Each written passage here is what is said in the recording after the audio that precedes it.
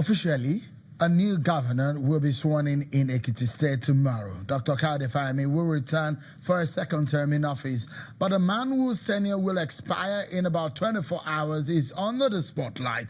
Ayodele Fayoshe, the People's Democratic Party, his party, PDP, is alleging that the presidency has directed the Economic and Financial Crimes Commission, EFCC, to incarcerate Fayoshe indefinitely. Yesterday, Governor Fayoshe's friends and colleagues hosted a dinner in his honor. Well, the candidate of the People's Democratic Party, Atiku-Abubakar, has made the choice of a vice presidential candidate, the former governor of Anambra State, Peter Obi. Although there have been some reactions and stories of some sections of the party, those who are unhappy with the choice of Mr. Peter Obi as a running mate of Atiku Abubakar, they say they were not consulted. Aside the choice of Peter Obi, tonight we will dissect the pair. The politics of the Southeast is a possible influence for the PDP and the 2019 presidential race. There's a big question. Who is Mr. Peter Obi? He is the former governor of Anambra State who headed Fidelity Bank at some point. In fact, he said that he's in the history of the bank, he's perhaps the youngest chairman. He's also a businessman.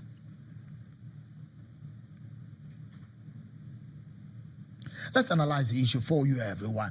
Joining me is a former national woman leader of the People's Democratic Party, Mrs. Kema Chikwe, joins us from our Abuja studio. And here in our Lagos studio is a lawyer and a public affairs analyst, Mr. Chima Nnaji. Thank you so much for coming on the program today. Let me begin with you, Mrs. Chikwe. There's been a lot of criticism. And from your own point of view, you've been in politics for a long time. Is a choice from the southeastern region a good one for the party? If that is the case, Mr. Peter Obi, is it a good choice for your party as a running mate to Atiku Abubakar? Right away, I will tell you that is an excellent choice, but I also make some corrections here. I don't think there are many controversies over the choice of Peter Obi. There may have been some initial reactions, but you have to note that even the Ohaneze Ndigbo has endorsed that choice. You see all the groups, so many people, leaders, traditional rulers, youth, women, have endorsed Peter Obi. And I think you have to reckon that 99.999 of Igbos welcome the choice of Peter Obi. And I think it's a very credible choice made by the candidate of PDP, the presidential candidate. It's a welcome development for us. Okay, let me bring in another person who joins us via telephone now. He's a chieftain of the PDP, Chief Bode Olajumoke joins us now.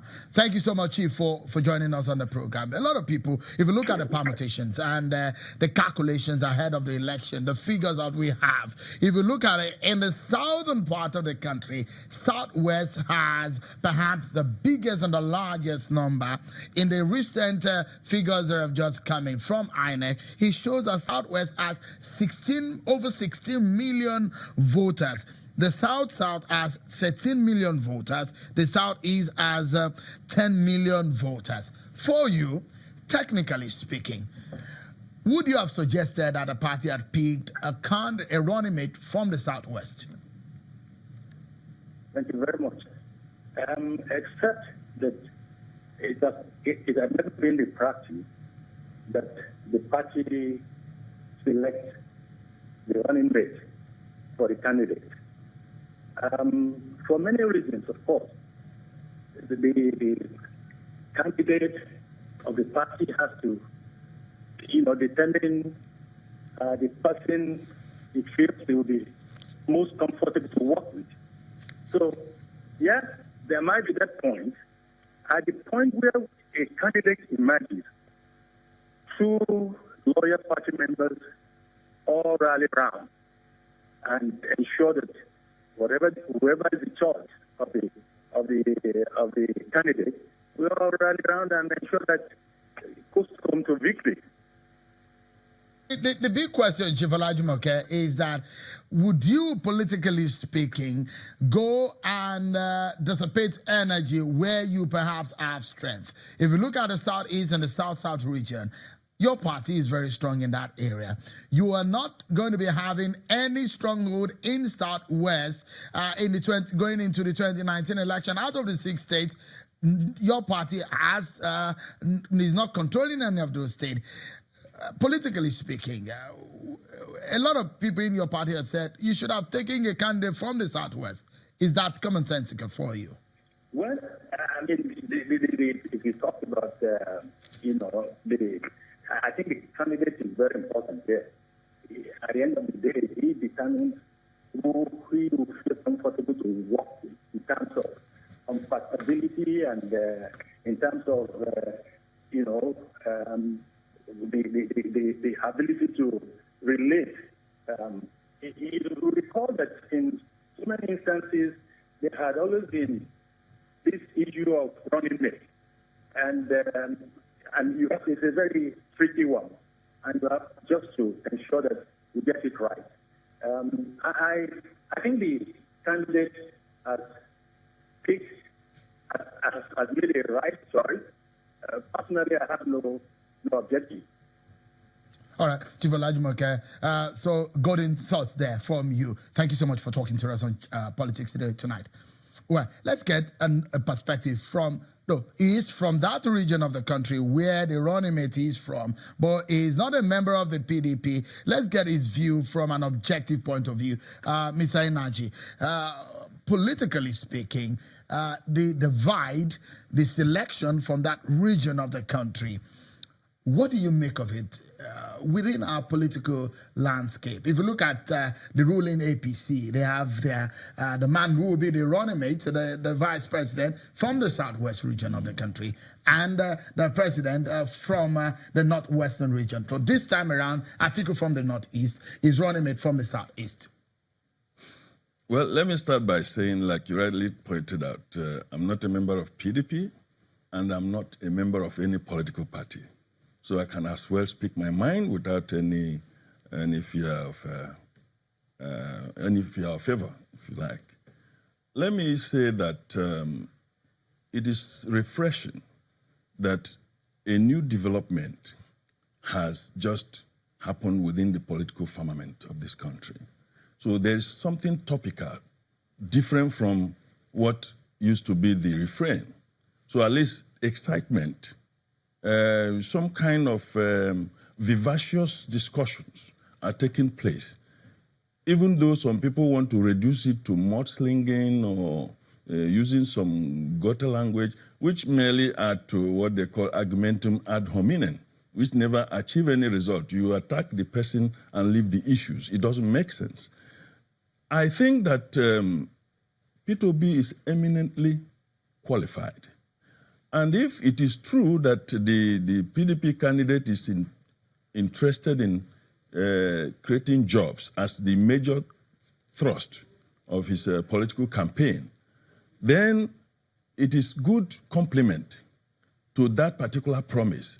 Because while he is himself vaunting that he has been creating jobs in the private sector, Pt.1 himself has also been in the same turf.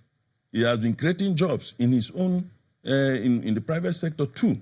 And when you talk about governance, he has been in the governance process, and there is it's a notorious fact that he did well when he was in government, and he was very parsimonious in the management of affairs. I mean, for a governor to dispense with his personal comfort and aggrandizement to enter, I've entered flight with him many times. Okay, and commercial flight, there's nothing like charter and all that. So it speaks of a measure of discipline, which is what we need in this system now. You live the discipline, not vaunting it. I don't know whether you get the point. Yeah. Example is better than precept. If you look at Pt.1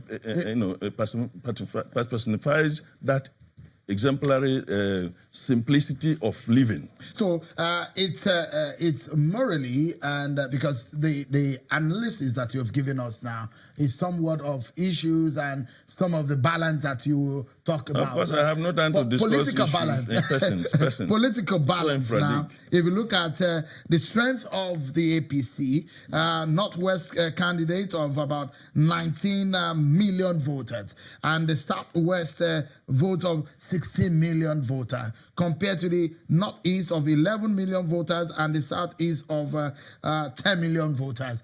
Politically speaking, is it the right decision for the PDP? Politics is an art of realism. The electorate, the voters list, produces people who vote, but does not constitute those who vote. I don't know whether you get the difference.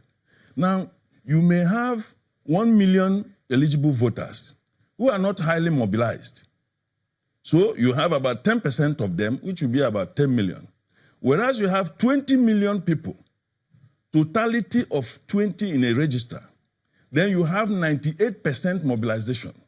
What does that tell you? All right. So the issue is, how well can people be mobilized if the election is going to be free, fair, and credible? All right.